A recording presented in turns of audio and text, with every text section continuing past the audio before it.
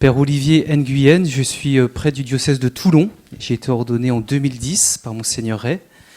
J'ai été 10 ans en paroisse. Et puis, au cours de ces années de paroisse, j'ai senti l'appel assez rapidement à parler de la création aux enfants et au peuple de Dieu comme don de Dieu. Et puis mes recherches sur les espèces m'ont vraiment encouragé à donner ce message que tout ce qui nous entoure est plein de la gloire de Dieu.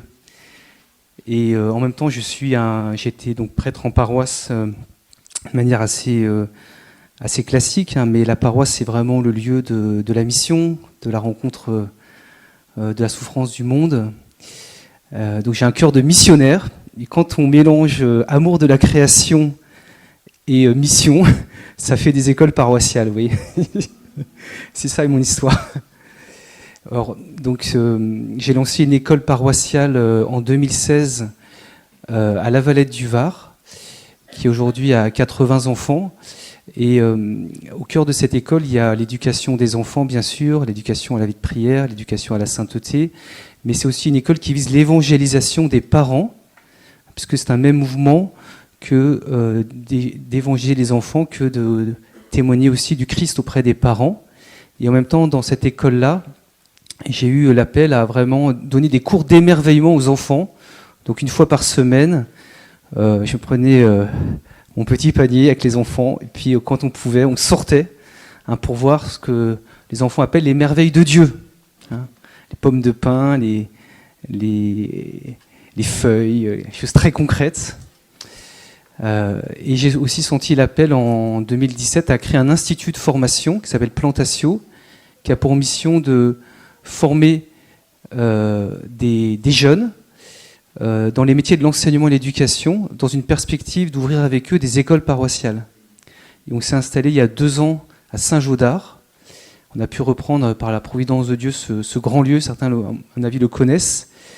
Et c'est un lieu aussi où il y a une dizaine d'hectares de terrain et où on s'est lancé dans des cultures très concrètes, avec un projet aussi de ferme pédagogique, pour que les enfants accueillis et les étudiants accueillis puissent comprendre la valeur de la terre et que la terre est vraiment un don de Dieu. Afin que peut-être ces étudiants aient envie, là où ils seront, dans leurs écoles respectives, de travailler la terre et de faire voir que Dieu est présent dans la moindre petite feuille. Voilà pour les présentations. Ça suffit, je pense, comme présentation.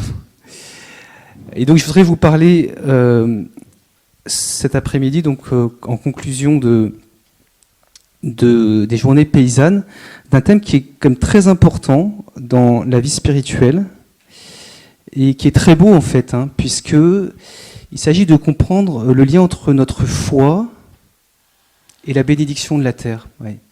Souvent, on pense que notre foi, elle concerne notre âme, elle concerne aussi, a priori, notre corps, parce que quand la foi va bien, on est quand même apaisé.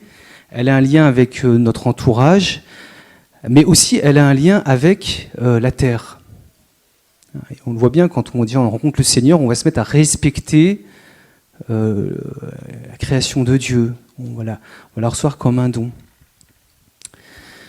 Et inversement, on voit bien que la terre, elle a un message à donner, elle influence notre foi, puisque ce monde dans lequel nous sommes, il nous invite à l'émerveillement, au recueillement. Et parfois aussi pour les gens qui n'ont pas la foi, quand il y a des événements climatiques qui sont dérangeants, qui sont forts, catastrophiques, ça les interroge. D'ailleurs, dans l'histoire des hommes, les événements climatiques qui sous forme de catastrophes ont toujours été l'objet d'une recherche de sens. Parce que l'homme pressent qu'il y a un lien entre sa vie morale et puis le monde dans lequel il vit. Pour introduire ce sujet, je voudrais aussi vous parler de Sainte Hildegarde de Bingen, qui est une mystique allemande du XIe, XIIe siècle, qui a beaucoup reçu de la part du Seigneur. À l'âge de 42 ans, elle fait l'expérience très profonde du Saint-Esprit qui rentre en elle sous forme d'une boule. Et elle se met à parler, et Jésus lui dit, mais tu vas devoir écrire tout ce que je te dis. Et elle a reçu beaucoup de messages prophétiques du Seigneur, et elle a reçu des visions. Peut-être certains d'entre vous la connaissent. Et dans le livre des œuvres divines, elle va décrire presque une division. Et je voudrais vous parler de la troisième vision, où on voit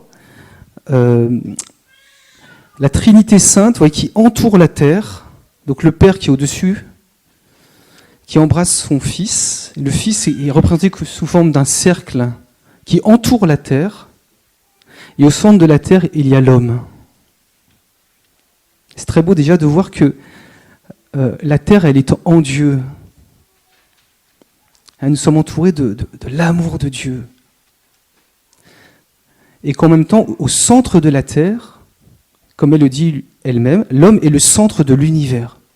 Vous êtes le centre de l'univers. C'est une bonne nouvelle. Parce qu'elle voit bien que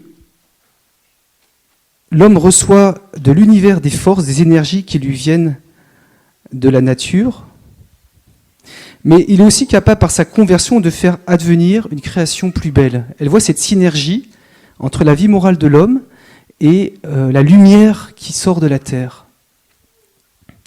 Elle dit ceci, l'homme est une goutte d'eau traversée par les formes du monde. Une goutte d'eau dans laquelle il y a toutes les formes du monde. Et donc, en lui, dit-elle, tout est consigné. Tout l'univers, toutes les formes de l'univers sont en l'homme. Magnifique. Et inversement, elle ajoute, l'homme est immense par les énergies de son âme, il remplit tout. Oui, on est immense par les énergies de nos âmes, et par notre vie morale, notre qualité d'union à Dieu, on peut remplir l'univers d'une bénédiction. Si bien qu'elle dit ceci, l'âme est symphonie, au sens qu'elle contient de façon harmonieuse tout l'univers, en termes d'énergie, mais elle symphonise tout. C'est très beau. L'âme est symphonie, ou le corps humain dans sa totalité est symphonie, mais il symphonise. C'est-à-dire que quand l'homme vit de Dieu, il harmonise l'univers. Pas simplement notre corps, pas simplement notre entourage, mais une sorte de mystère de communion des saints qui s'étend à la terre. Communion des saints terre. Si bien que la création elle-même, elle réagit au comportement de l'homme. Alors, elle n'y va pas de main morte, parce qu'elle voit le lien profond entre les catastrophes naturelles et la vie morale de l'homme. Elle dit ceci, ça nous décape un peu. Donc c'est pas moi qui dis, c'est une sainte de l'Église catholique. Les vents sont incommodés. Alors on est au XIIe siècle, donc déjà il y avait déjà pas mal de péchés. Alors imagine aujourd'hui, faut transposer, je sais pas à quel niveau. Les vents sont incommodés par l'affreuse puanteur des péchés, les vents eux-mêmes, et s'avancent lourdement avec les orages, et l'air vomit des saletés à cause des nombreuses impuretés des hommes. L'air vomit des saletés à cause des nombreuses impuretés des hommes. Il apporte une humidité injuste et anormale qui flétrit la verdure et les fruits qui devaient nourrir les hommes. Elle montre le lien étroit qu'il y a entre la vie de l'homme et les réactions de la nature pour que l'homme réagisse, pour que l'homme s'humilie. Ce n'est pas un châtiment de Dieu, c'est pour que l'homme comprenne qu'il est homme et qu'il n'a pas à s'approprier les dons de Dieu. Et inversement, lorsqu'un homme se convertit, lorsqu'une famille se convertit, lorsqu'un peuple se convertit, la bénédiction de Dieu, elle vient sur le corps de la personne, sur la famille et sur un peuple. Et ça va jusqu'à la terre, jusqu'à nos relations. Alors je voudrais, pour faire cet exposé,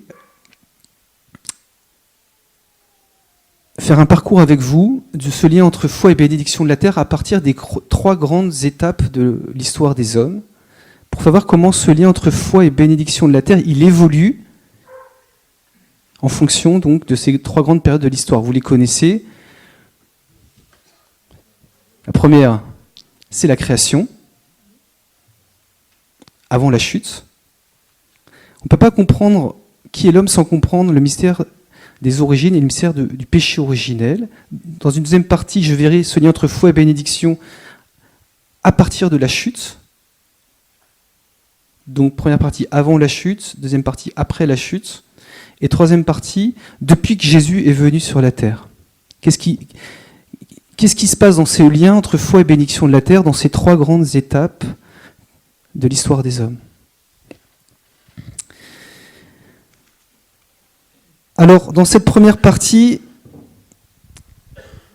qui concerne quelques aspects du lien entre bénédiction et foi avant la chute, je voudrais tout d'abord vous dire que la Bible nous dit, et ça c'est très beau, que la terre elle-même est une bénédiction.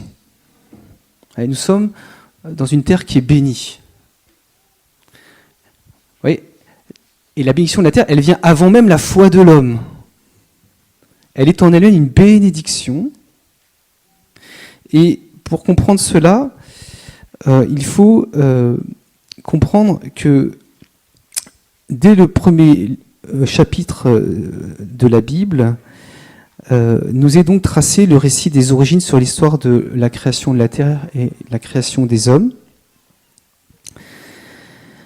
L'homme est créé au 6e jour et tout converge pour que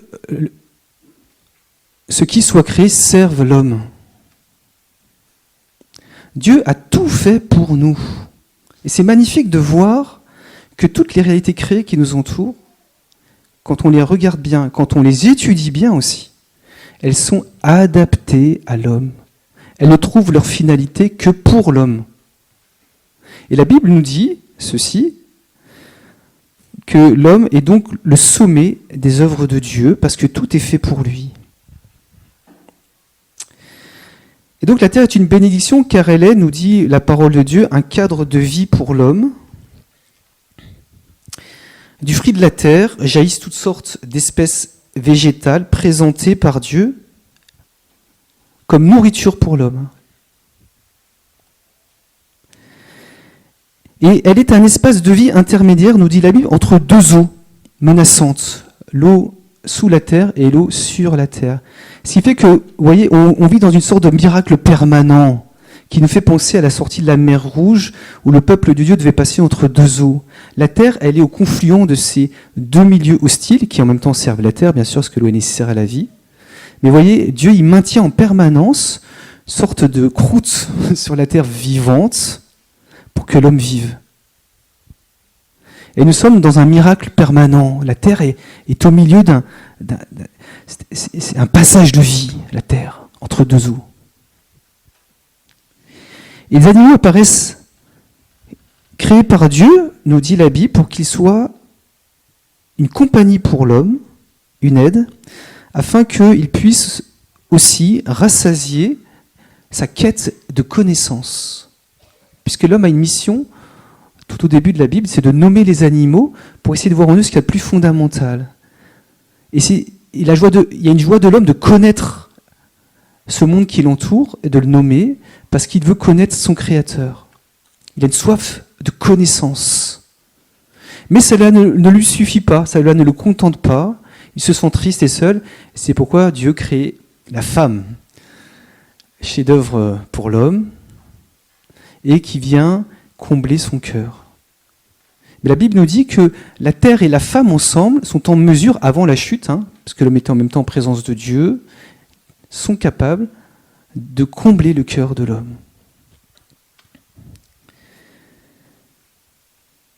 Et donc, la création, d'un point de vue théologique, elle est au service de l'homme. Sans rien demander. Il y a un don qui est fait sans rien demander. Et moi, souvent, en évangélisation de rue, quand je rencontre des personnes, je leur dis, la preuve que Dieu existe, c'est que tu existes. Est-ce que tu as payé pour exister? Non mais c'est vrai. Notre vie, c'est un don absolu de Dieu. Mais tout ce qui nous entoure, c'est gratuit tout ça.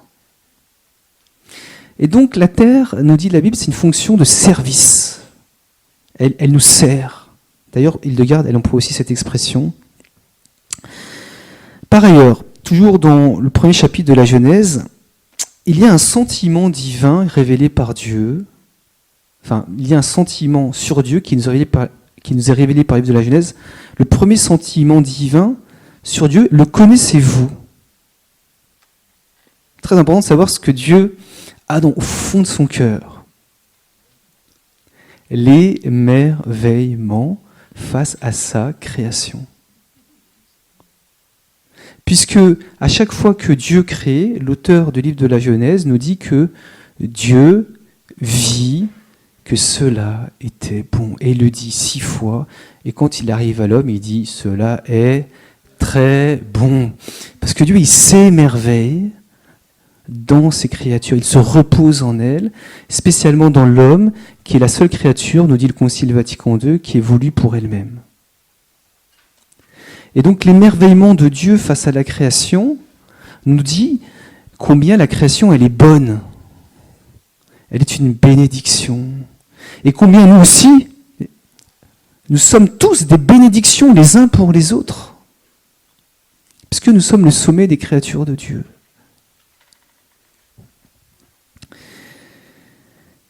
Puisque Dieu s'émerveille de la terre et de l'homme, et ils s'en émerveillent ensemble, c'est-à-dire que c'est ensemble, terre et homme, du coup, ont un rapport avec Dieu, et ensemble sont image de Dieu. Alors souvent on dit que c'est l'âme qui a l'image de Dieu, c'est vrai bien sûr, mais une âme, à ce que je sache, ça flotte pas tout seul dans l'air. Ça a besoin d'un corps, et le corps il a besoin de la terre. C'est l'homme dans la terre qui est à l'image de Dieu, profondément. Et donc ce sentiment d'émerveillement de Dieu quand il crée, il nous dit quelque chose, vous voyez, de la bénédiction des origines, et qui est toujours là en quelque sorte, mais qui nous est voilée.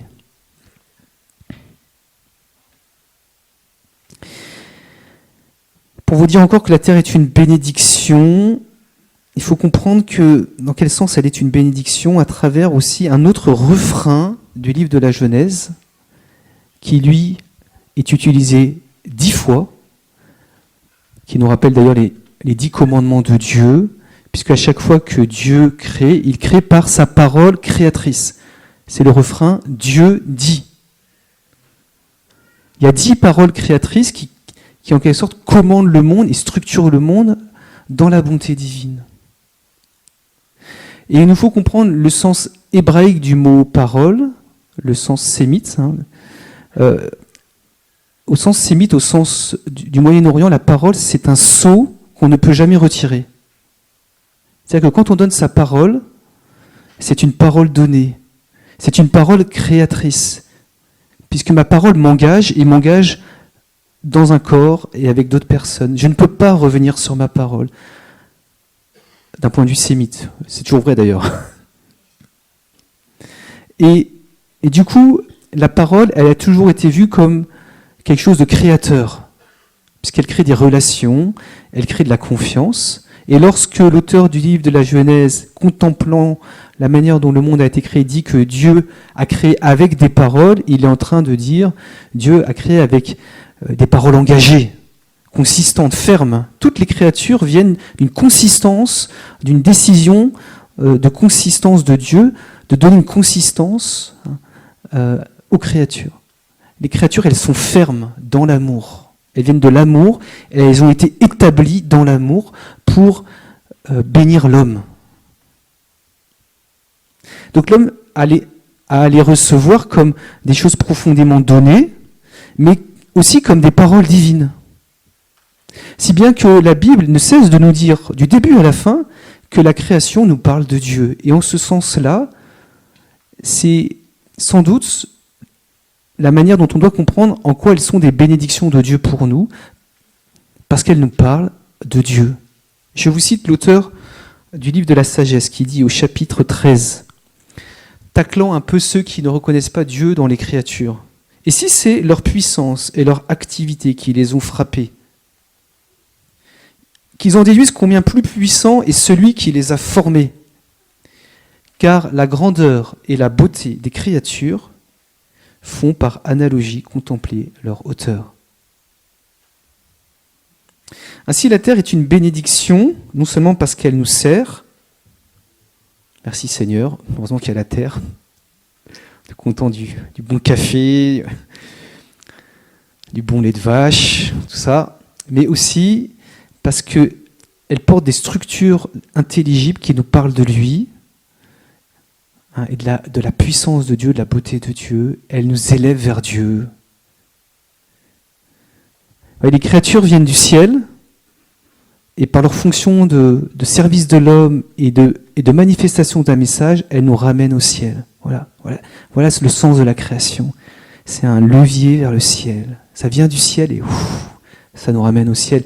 Ou plutôt, c'est que la création, elle est faite pour accueillir le ciel.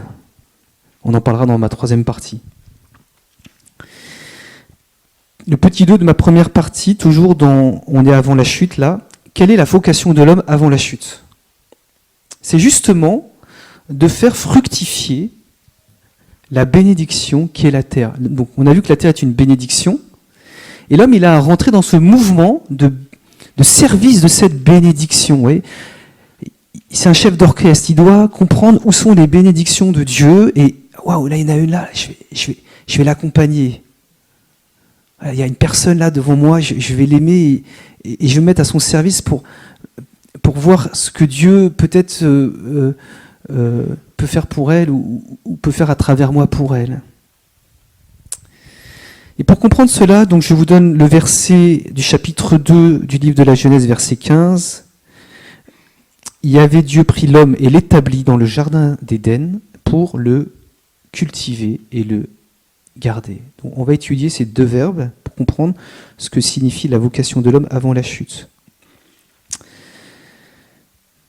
Nous allons donc comprendre par le premier verbe cultiver qui nous concerne, c'est le verbe hébreu abad. Abad signifie en hébreu, on va comprendre justement le sens profond du travail. Abad signifie en hébreu à la fois cultiver la terre, mais aussi rendre gloire à Dieu. C'est très beau, hein ? Le même mot, culture, en hébreu signifie cultiver et rendre gloire. D'ailleurs, en français, c'est pareil. Culture et culte, ça a la même racine. Oui.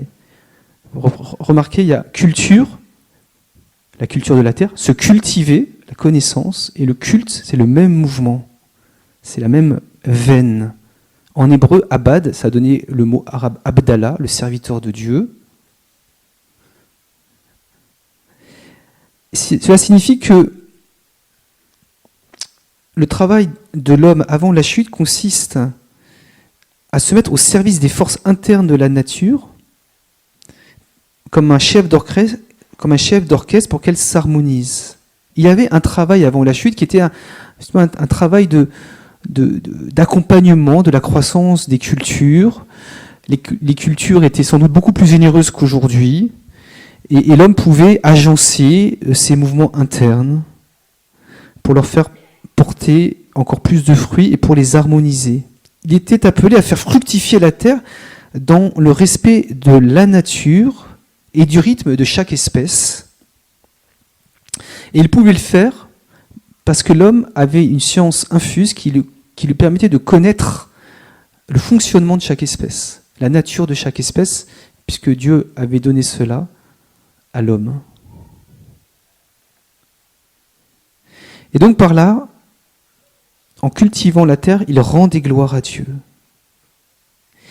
Et les espèces répondaient généreusement au travail de l'homme. Oui, comme des fruits sont donnés gratuitement. Ainsi, pour que la bénédiction qu'est la terre aille jusqu'au bout, il fallait que l'homme participe à ce mouvement propre à chaque espèce d'accompagnement afin qu'elle puisse porter son fruit. Et par là, il rendit gloire à Dieu. On est bien loin, vous voyez, d'une culture à laquelle on fait face, qui recherche à contrecarrer la terre, à lui imposer des formes, à l'user de toutes ses forces. Il y a les chefs d'orchestre qui harmonisent, et puis il y a celui qui contraint la terre à lui faire porter un fruit pour la forcer. Voilà le sens du mot cultiver. Le sens du mot garder, c'est un verbe, il ne faut pas penser on est des jardiniers, puis on surveille tout, on est des bons gardiens, c'est pas ça. Le mot garder en hébreu, c'est le mot shomer, qui est toujours lié à l'alliance divine. Le mot garder est toujours en lien avec garder la parole de Dieu, garder les commandements, et donc du coup garder l'alliance. Et le rôle de l'homme, c'était de faire en sorte de garder la vie de Dieu en lui, l'union à Dieu, la vie de la foi, pour faire en sorte que la création soit toujours en harmonie avec lui. Il devait veiller à ce lien d'harmonie entre lui et la création. Si bien que la création lui rendait généreusement ce qu'il lui apportait, et elle n'avait pas besoin d'exprimer des écarts pour lui dire « ça ne va pas ». L'homme était en alliance avec Dieu et avec la création aux origines de l'humanité. Je fais juste un petit aparté sur le mot « alliance » qu'on a entendu ce matin dans la première lecture de la messe. Le mot « alliance », il n'apparaît pas avant Genèse 9. C'est dans le cadre du déluge que le mot « alliance » apparaît. On a entendu ce matin, Dieu établit son alliance avec les hommes. Et le signe d'alliance, c'est l'arc-en-ciel.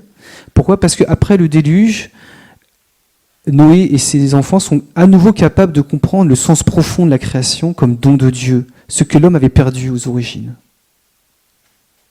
Donc le sens de l'alliance, c'est vraiment de recevoir la création comme un don de Dieu, de la respecter, de respecter les enfants de Dieu aussi, pour vivre dans une harmonie, tous ensemble sous le regard de Dieu. Et on comprend donc pourquoi cultiver et garder sont deux verbes qui vont ensemble, parce que lorsque je garde l'alliance en moi, mon amour pour Dieu, et quand je me laisse aimer par Dieu, je suis capable de bien cultiver autour de moi, de prendre soin des gens et de la terre. Et inversement, quand je prends bien soin des gens et de la terre, eh bien il y a, comme disait Martin Steffens, il y a une récompense qu'on n'attend pas, mais elle est là, elle est toujours là d'ailleurs.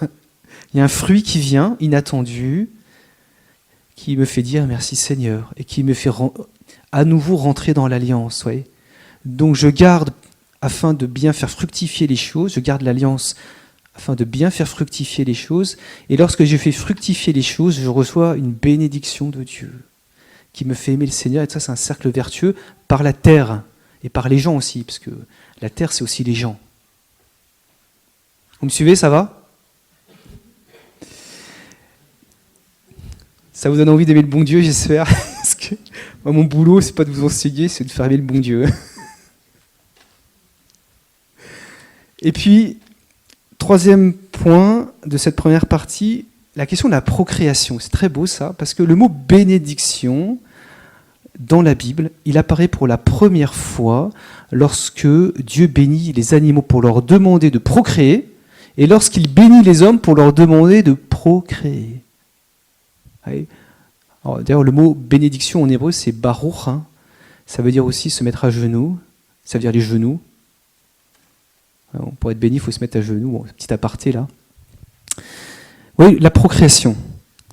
C'est quoi le grand mystère de la procréation qui est très profond ? Surtout celui qui concerne, parce que la procréation animale, la procréation humaine, celui qui concerne la famille humaine. Lorsqu'un homme et une femme s'aiment dans le Seigneur et qu'ils s'aiment d'un amour authentique pour se lier pour la vie à l'autre, ils sont en mesure de donner la vie à un autre être et ils sont capables de l'accueillir le temps de sa croissance puisqu'ils se sont engagés pour la vie. Si bien qu'on comprend qu'au cœur de l'être humain, il y a la procréation. Et au cœur du mystère de la procréation, il y a ce lien L'amour donne la vie. C'est beau ça. L'amour donne la vie. L'amour donne la vie.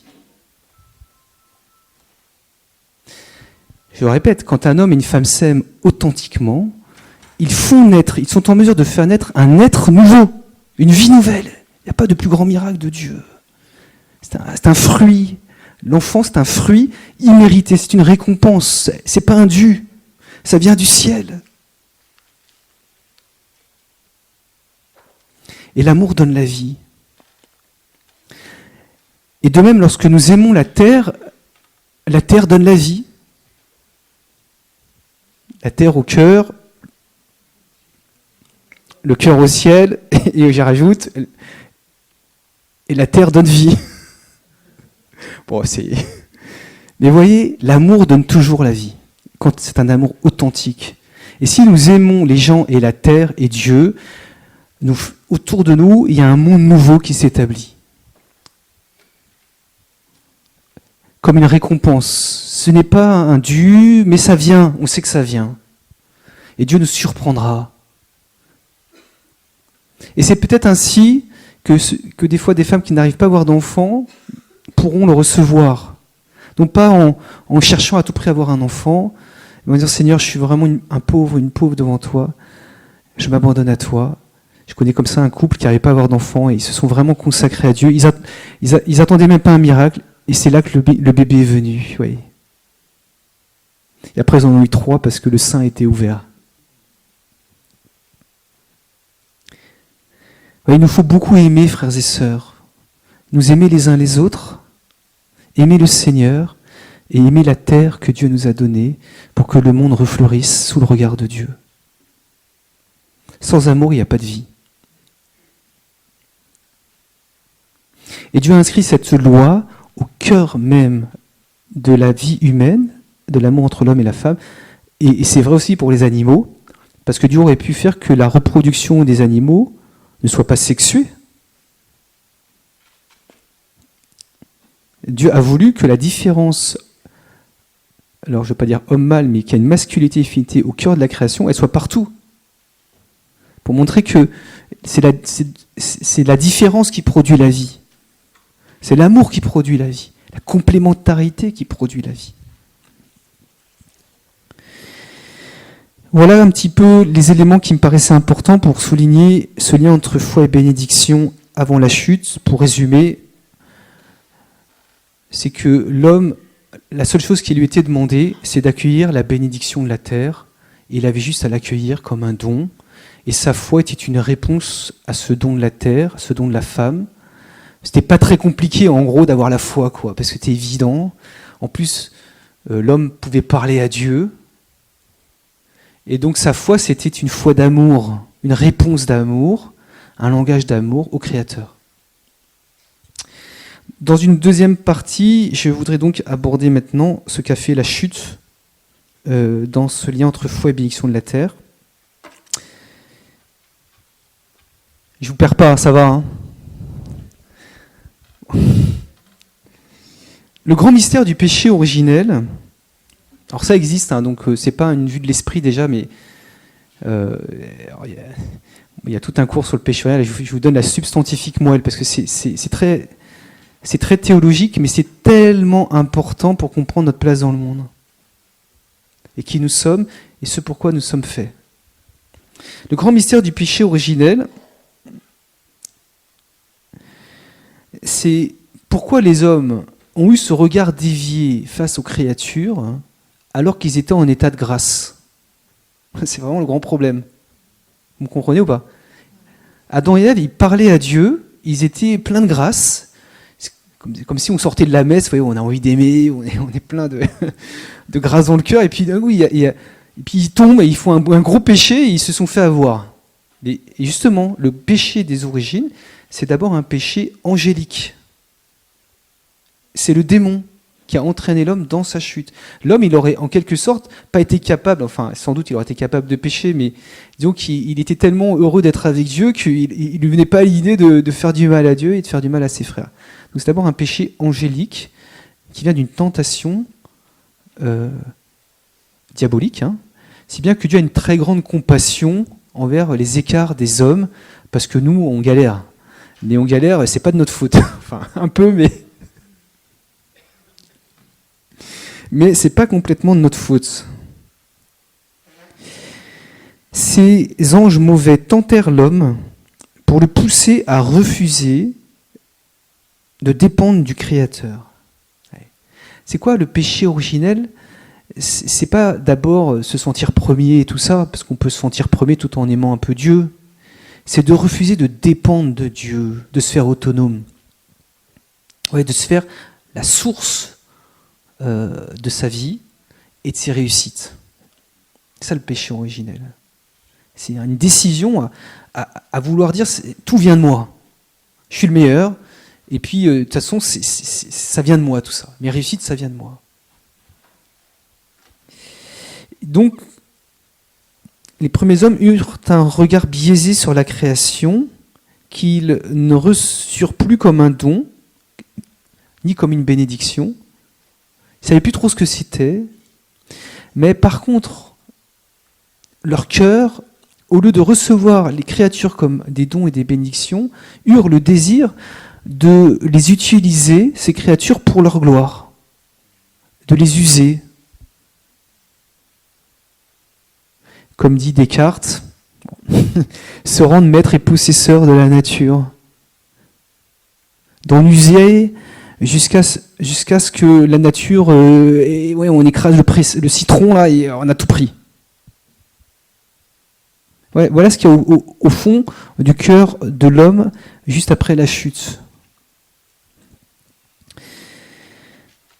Et donc l'homme veut non plus recevoir la terre, mais la dominer, non plus recevoir la femme comme un don de Dieu, mais la dominer.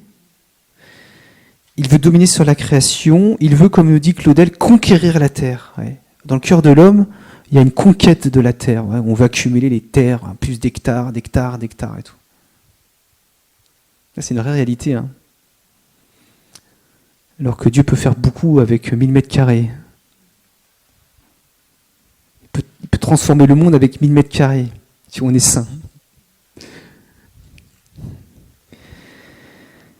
Ainsi, le sens du travail est changé. Vous voyez, le verbe abad, là, la culture n'est plus bien comprise.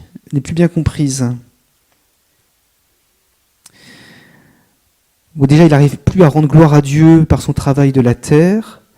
Et même le sens du travail que Dieu voulait lui donner comme effet du péché originel, qui est de pouvoir apprendre l'humilité, de pouvoir travailler avec effort pour mériter sa nourriture, pour être plus humble, même ce sens-là, il l'a perdu. D'autant plus au XXe siècle, où par nos machines, on ne comprend plus le sens du labeur. À mes étudiants à Plantation, je dis quelque chose de très important pour comprendre la modernité. Je vous le dis à vous. Savez-vous ce que c'est que un cheval en watts ? Ah, très bien, 750 watts après. Savez-vous combien il fallait de chevaux pour labourer un champ avant ? 2 chevaux, c'est-à-dire 1500 watts. Savez-vous quelle est la puissance d'un motoculteur ? 12 chevaux. Un motoculteur, un petit motoculteur, moi je m'en suis servi d'un pour faire 1000 mètres carrés de terrain. Alors je suis fier, j'ai mon motoculteur, mais ce que je savais et ce pourquoi je dois rendre grâce, c'est que j'ai 12 chevaux devant moi qui me tirent. C'est ça la modernité. On ne se rend plus compte du sens du travail. Alors bien sûr que nous agriculteurs, enfin moi petit de rien du tout, mais je veux dire, bien sûr qu'on a beaucoup de travail, mais le travail du labour, de casser un champ avec une pioche et tout ça, on l'a perdu. Et jusqu'au XXe siècle, c'était ce par quoi aussi Dieu pouvait permettre à l'homme d'être plus humble. Et ce sens-là, on l'a même perdu jusqu'à écraser la terre par nos tracteurs, qui font 350 chevaux. Vous voyez, dans votre champ, il y a 300 chevaux qui passent en une heure, là. J'ai rien contre les tracteurs, attention. Pour vous dire ce que c'est que la modernité, c'est ça la modernité. Et même nous, agriculteurs ou petits agriculteurs, eh bien, il faut aussi rendre grâce pour ce qu'il y a de positif là-dedans, parce que n'empêche que c'est moins fatigant. Et du coup, je pense même qu'on peut recevoir du coup la terre comme des fois une bénédiction aussi, parce que on a la sécurité alimentaire, grâce aussi à tous ces chevaux qui courent pour nous gratuitement, pratiquement. Parce qu'avant, il fallait nourrir un cheval toute la journée. Aujourd'hui, je mets 1 litre d'essence. Un litre d'essence, ça fait fonctionner. C'est 20 kWh, 1 litre d'essence. Vous saviez ça? Un litre d'essence, c'est 20 kWh, c'est 30 chevaux qui courent pour vous pendant 1 heure. Bon, le moteur thermique, après, il y a 20% de rendement, donc il faut enlever 5 fois le truc. Mais bon, j'enlève le truc. Excusez-moi, je vous ai perdu. Non, pour vous dire que le sens du travail, on l'a perdu. Et on vise aujourd'hui une pure rentabilité de la terre. Il ne s'agit plus par elle de rendre gloire à Dieu et d'accueillir les dons de Dieu, mais de chercher une production, si possible la plus grande production pour notre portefeuille. Il ne s'agit plus de prendre soin de la terre pour qu'elle nous bénisse en retour, mais de la concevoir comme un moyen de production. Vous voyez, donc la question que je vous pose à vous tous, quel regard je pose sur mon exploitation, voilà. Est-ce que je suis capable de mettre une limite à ma production? Ça demande un abandon des fois, une confiance en Dieu. Mais voilà, le péché originel nous pousse à ne pas avoir de limites. Il y a conquérir un maximum pour avoir le plus de réussite. Ainsi, on comprend que Dieu ait retiré la grâce des origines, à la fois au niveau de l'être humain, mais aussi au niveau des créatures. Nous avions l'état de grâce qui nous rendait beaucoup plus vigoureux qu'aujourd'hui, aux origines. Et les créatures elles-mêmes, elles recevaient une bénédiction de Dieu qui les rendait beaucoup plus fécondes.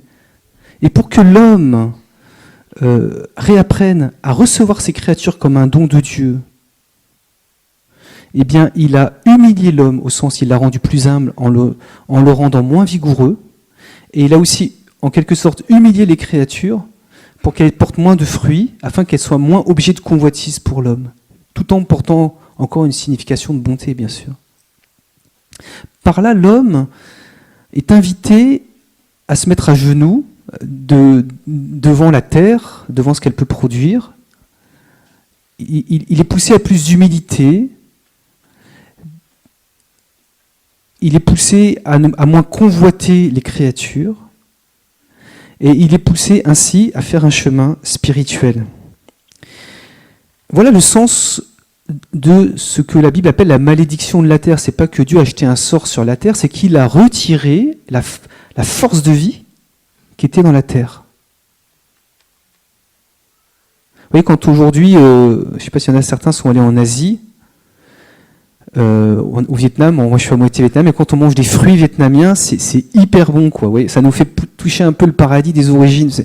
C'est des fruits exotiques qui remplissent tout l'être, tellement c'est bon et fructueux. Ouais. Et j'imagine qu'au paradis terrestre, il y avait des fruits comme ça qui étaient donnés gratuitement comme une bénédiction. Ouais. Mais si on aime beaucoup les fruits et qu'on vit trop au Vietnam, on va manger tout le temps des fruits puis on va oublier le Seigneur, quoi. Oui, on va se contenter de bons repas et Dieu donc a appauvri l'homme et la terre pour que ensemble pour que la terre puisse rééduquer l'homme et pour que l'homme soit rééduqué aussi plus humblement en recevant vraiment ce que la terre signifie. Elle est un don. C'est pourquoi nous mourons, frères et sœurs. Il y a un théologien qui s'appelle Bonhoeffer qui dit que la mort est une sorte de bénédiction. Donc Dieu ne veut pas la mort, mais par la mort, par notre vieillissement, nous fléchissons le genou, nous devenons de plus en plus faibles pour comprendre que notre corps est un don de Dieu. Plus on s'approche de la mort, plus on comprend, ou on devrait comprendre que notre corps est un don de Dieu. Et par là, on peut comprendre que si parfois nos terres sont moins fructueuses, cela peut être une grâce aussi pour ne pas tomber dans l'orgueil d'avoir fait une bonne production. Bien sûr qu'on est content d'avoir une bonne production, et ça peut être aussi le signe de la bénédiction de Dieu, mais ce n'est pas le signe de la malédiction de Dieu que notre récolte soit mauvaise, d'autant plus qu'il y a une solidarité dans le péché, comme dans le bien. On n'est pas juste agriculteur tout seul, on est agriculteur dans un pays. Paul nous dit que la création souffre dans les douleurs de l'enfantement, dans l'Épître aux Corinthiens, dans l'Épître aux Romains, attendant elle aussi la libération, car elle a perdu cette vitalité des origines, cette verdeur dont nous parle saint Hildegarde de Bingen, qu'elle avait avant d'une manière beaucoup plus forte. Ainsi, la terre s'est fait solidaire du péché des hommes pour l'aider à se resituer face à son Créateur.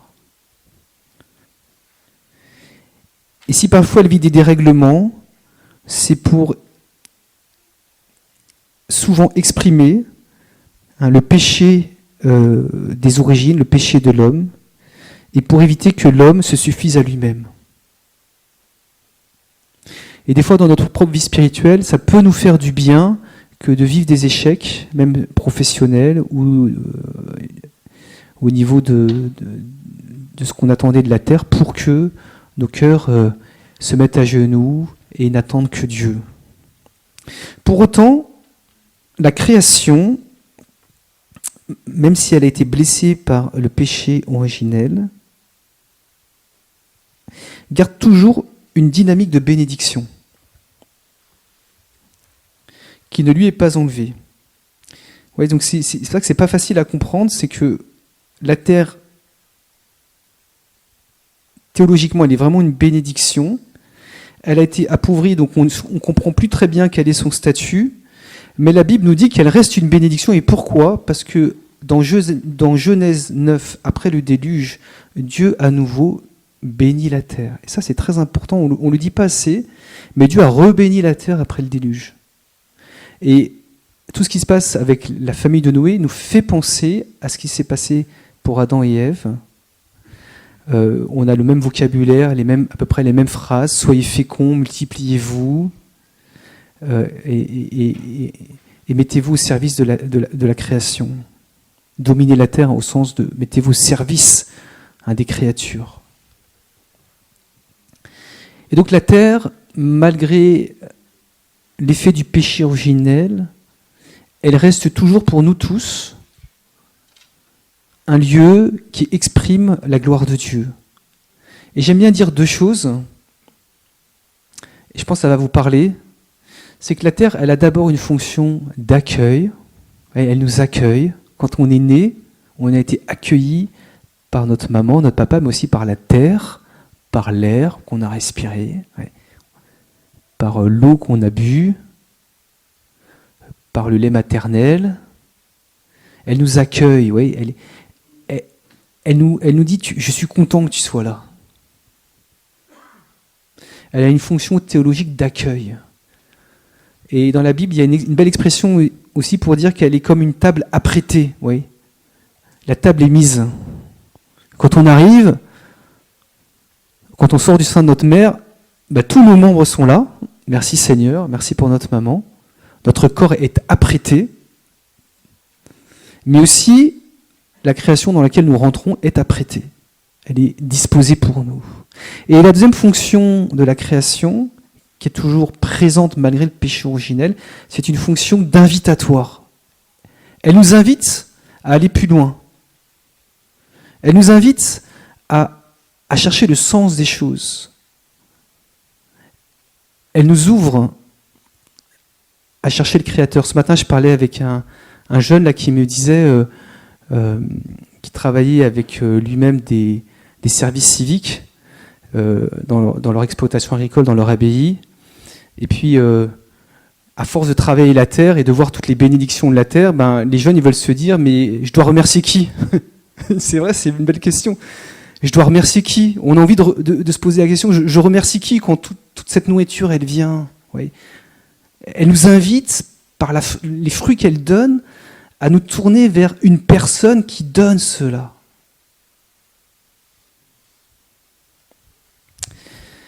J'en viens... Ah oui, j'ai oublié de dire un point important dans mon 4e point de ma 2e partie. Il me reste un quart d'heure à peu près, c'est ça? Ok. Alors là, je vais vous dire quelque chose d'extrêmement important parce que avec des professeurs de l'Institut et puis bon, des philosophes et théologiens, on a beaucoup travaillé ce sujet. Oui, cette mainmise de l'homme sur la nature, et c'est l'effet du péché originel, hein, de la concevoir comme un pur objet. Elle est allée plus loin, c'est ça qui est terrifiant, c'est qu'elle a même essayé de penser que les créatures, c'était une sorte de truc vague, flottant, qui vient du hasard. Une chose est de chosifier la nature, mais comme elle reste belle, on l'aime et tout ça. Donc j'ai envie de dire, c'est pas bien, mais il y a encore quelque chose. Autre chose est de présenter que l'origine des créatures vient d'une espèce de mouvement vague, de cosmogénèse, ce qu'on appelle le néo-darwinisme, qui vraiment nous empêche de voir que les créatures sont des dons de Dieu. Aujourd'hui en France, on enseigne dans les établissements publics et sous contrat catholique comme ça, à partir des programmes scolaires, on enseigne que l'homme, que tout ce qu'on voit vient du hasard. Mais c'est ça la réalité. Moi, je me rappelle un jour un enfant qui venait de faire sa première communion. Il s'appelait Maxi, je me rappelle encore. Et il avait regardé une émission à la télévision sur les origines de l'homme. Et une semaine après sa première communion, il vient me voir et me dit « Père, je suis désolé, je ne crois plus en Dieu. » Il a vu cette émission, il a perdu la foi. C'est facile de faire perdre la foi. On dit que tout vient du hasard et puis il n'y a plus besoin de Dieu. Vous voyez, on a chosifié même les origines des créatures. On en a fait des idées. On a fait des créatures des idées. Ce qui est l'expression de la gloire de Dieu, une complexité d'idées, a été réduit à des idées. Et là, il y a quelque chose de l'orgueil humain. C'est bien que le cardinal Schönborn, et j'aimais bien ce qu'il disait dans un de ses livres, il disait pourquoi on a du mal à refuser, à remettre en cause le néo-darwinisme aujourd'hui. Parce qu'il n'y a que ça face à une présence qui apparaît dès qu'on ne pense plus au néo-darwinisme. Et donc, si vous voulez, le cœur humain, il ne peut pas accepter qu'il y ait un créateur. C'est trop exigeant. Ça nous pousse trop à la conversion. Et le mystère du péché originel, il va jusqu'à penser que nous venons du hasard. Il a réduit le don de Dieu à des idées. Pardon, je suis un peu sévère, mais je voulais le placer parce que c'est un sujet très important. S'il y en a qui s'intéressent, on peut en reparler. Et à l'Institut, on a une session d'épistémologie là-dessus, épistémologie de la biologie notamment, pour faire rentrer dans les niveaux de vérité, dans les sciences. Voilà, c'est un point très important. Alors, troisième partie, la venue du Fils de Dieu. Qu'a-t-elle fait? Qu'a-t-elle apporté? L'incarnation du Fils de Dieu sur la terre, selon la promesse d'Isaïe, où la terre serait épousée, ne signifie pas seulement que Jésus est venu sauver le monde, bien sûr qu'il sauve nos âmes et nos corps, mais qu'il viendra un jour s'établir définitivement sur la terre comme roi de la création. Nous croyons en un Seigneur qui reviendra dans la gloire et qui établira sa demeure parmi nous. La terre reçoit par l'incarnation du Fils de Dieu son sens le plus fondamental. Elle est faite pour accueillir les hommes, mais aussi celui qui les a créés, Jésus, le Fils de Dieu en personne. Jésus, bien sûr qu'il est le Fils de Dieu et qu'il restera toujours éternellement au cœur de la Trinité sainte, mais Jésus, dans son corps glorieux, un jour sera pour toujours avec nous sur la terre, tout en étant au cœur de la Trinité. Voilà notre foi. Ainsi, la dignité de la terre est pleinement manifestée. Tout a été fait pour que la création renouvelée puisse accueillir les hommes avec un corps transfiguré en présence de leur Seigneur. Le temps est si bas, et donc et donc le temps de la terre aussi, vivent un entre-deux, entre les deux venues du Fils de Dieu. Ainsi, la venue de Jésus sur la terre signifie que le royaume de Dieu, où Jésus sera tout en tous, est déjà commencé. Le Concile Vatican II dit que l'Église est le commencement du royaume. C'est beau ça. Alors, le royaume de Dieu, fondamentalement, c'est la présence de Dieu parmi les hommes dans la terre transfigurée. Donc il n'est pas encore pleinement là, mais il est déjà là. Ainsi, la terre concrète reste toujours une bénédiction de Dieu, comme on l'a dit, mais elle est subordonnée à ce royaume qui vient, qui constitue la valeur spirituelle ultime attendue par l'homme. La terre nouvelle que nous attendons, et c'est ce que nous devons le plus désirer. C'est cette terre transfigurée où Jésus trône en présence des hommes sanctifiés. Et par nos actes de foi, par notre conversion, nous hâtons le retour du Christ sur cette terre. On a envie de voir le Seigneur. Il faut se convertir plus.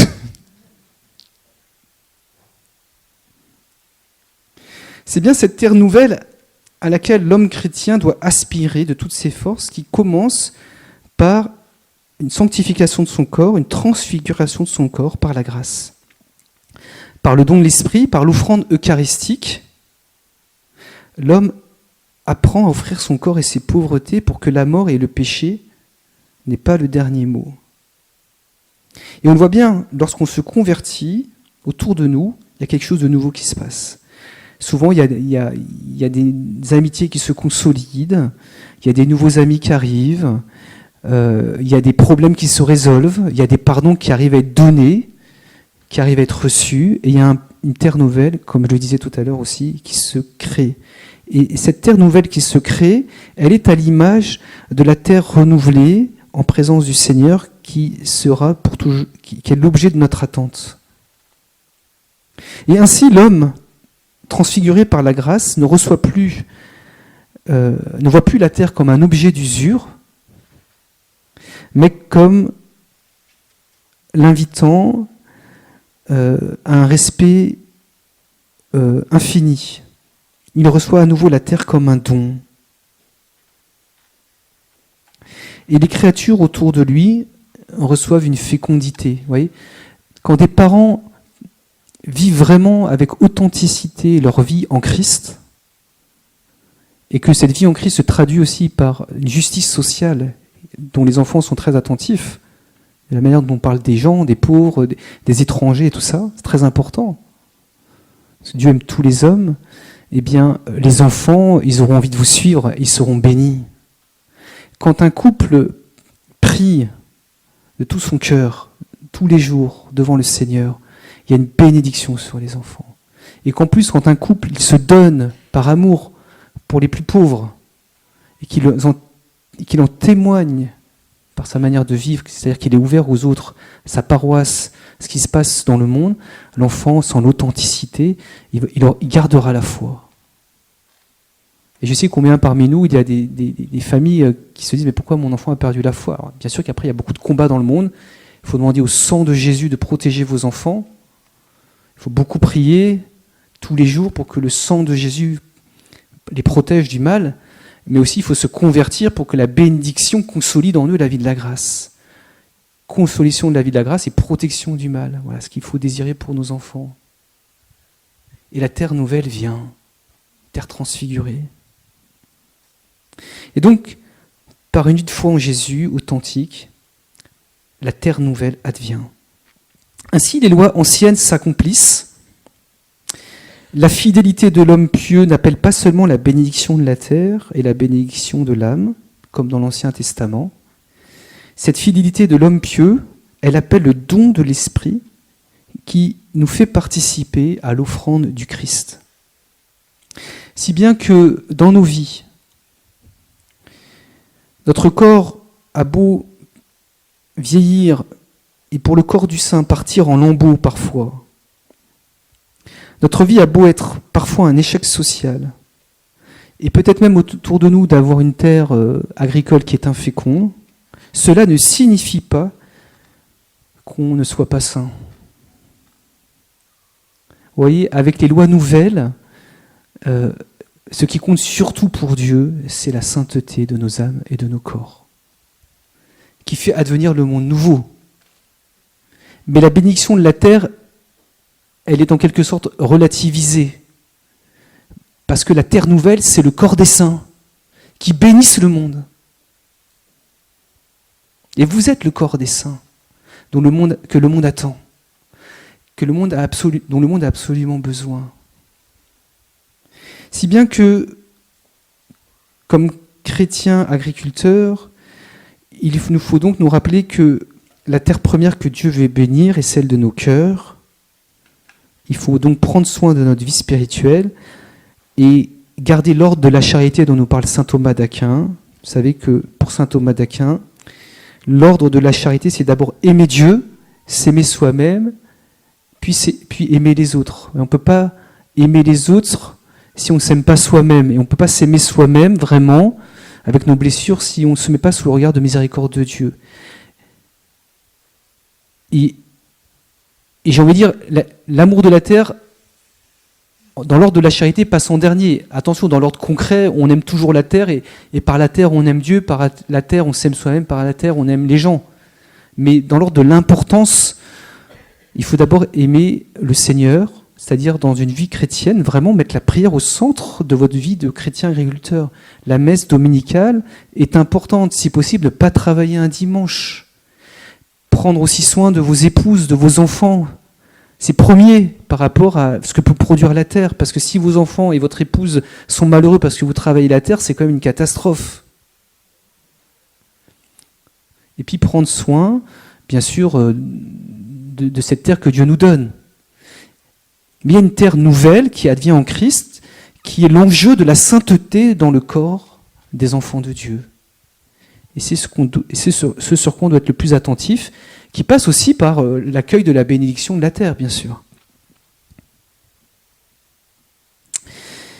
Et pourtant, et ça nous le savons, là où le saint passe, la terre fleurit autour de lui, la terre concrète, puisque l'ordre de la charité divine rejaillit sur un amour envers soi-même, les autres et les créatures.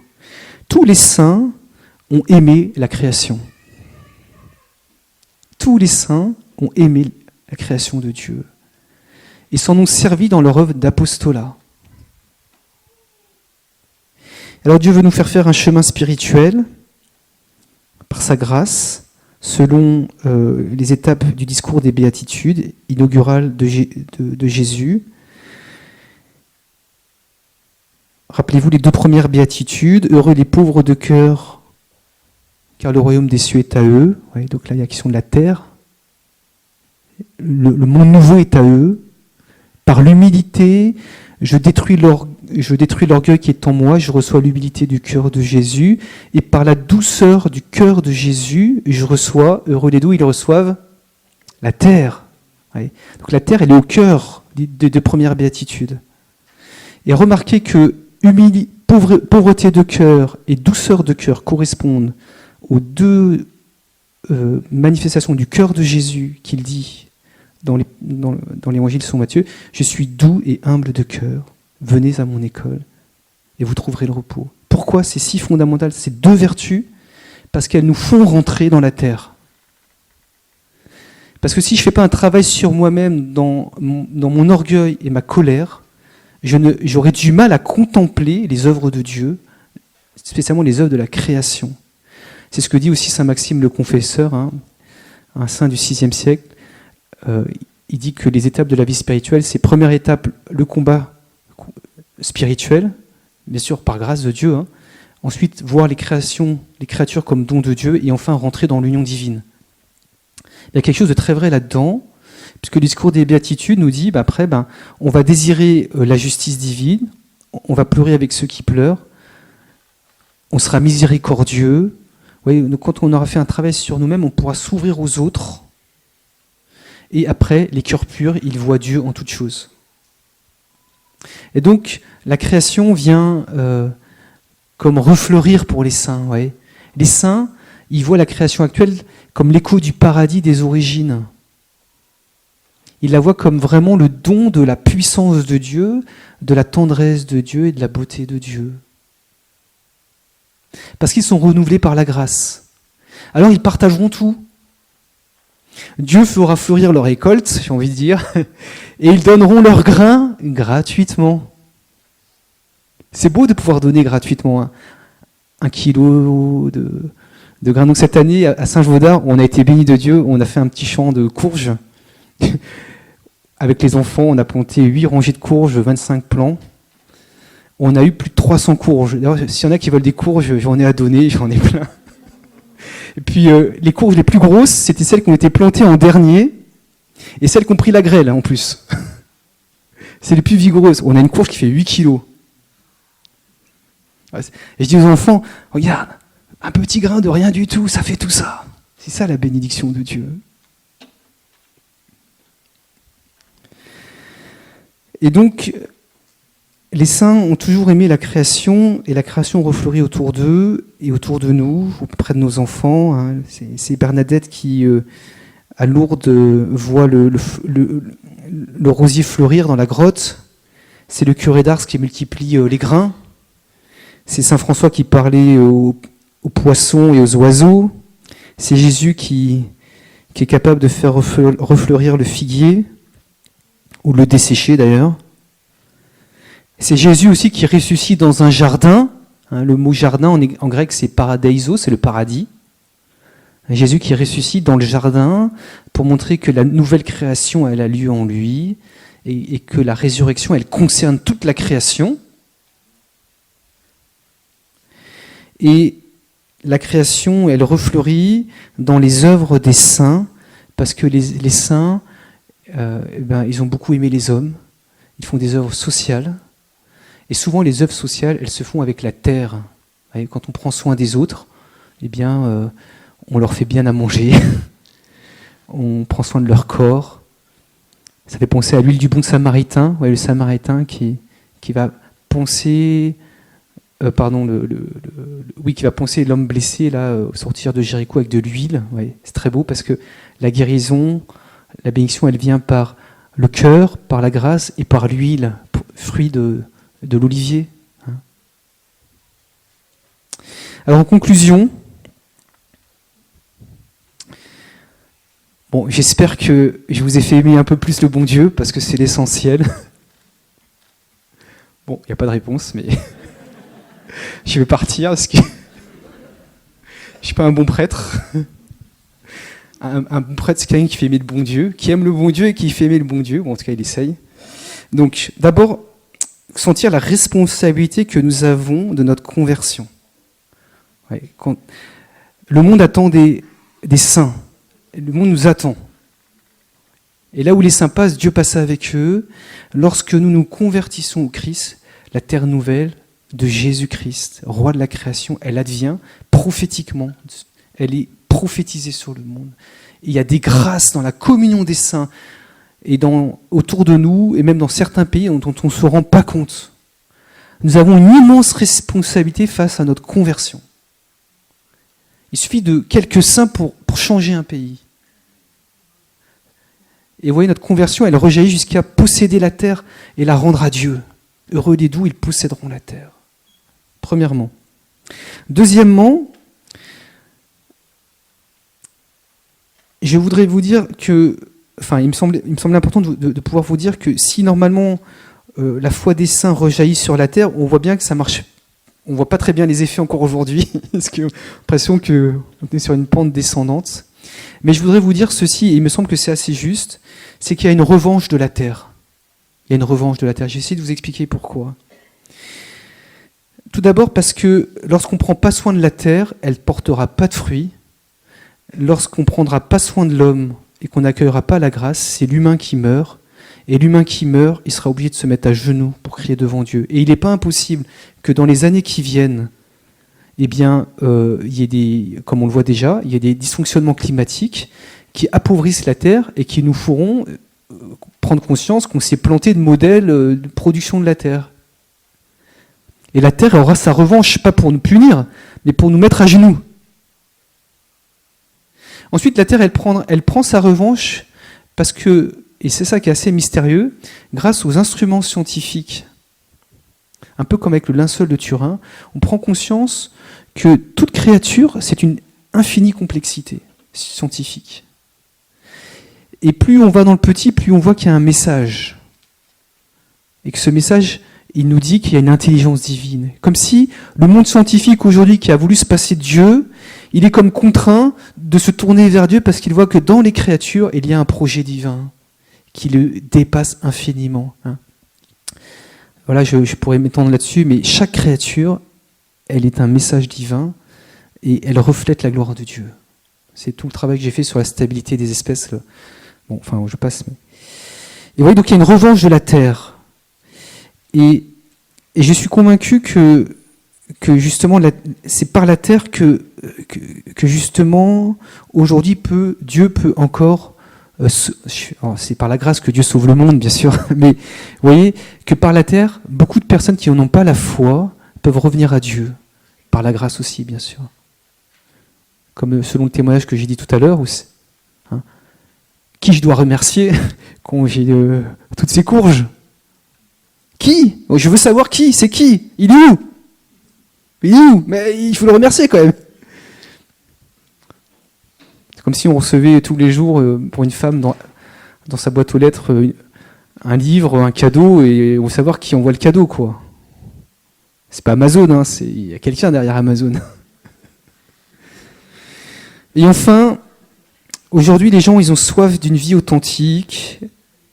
Beaucoup ont soif d'un retour à la terre.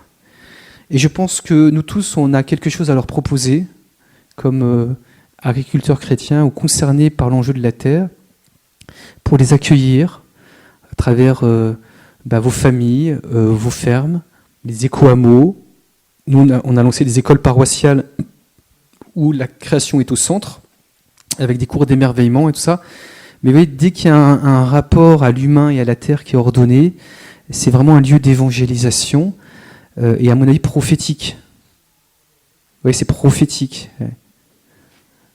Ouais, donc d'un côté, il y aura le monde de l'ordinateur qui nous rend tous très loin les uns des autres, malgré l'apparente connectivité que cela donne.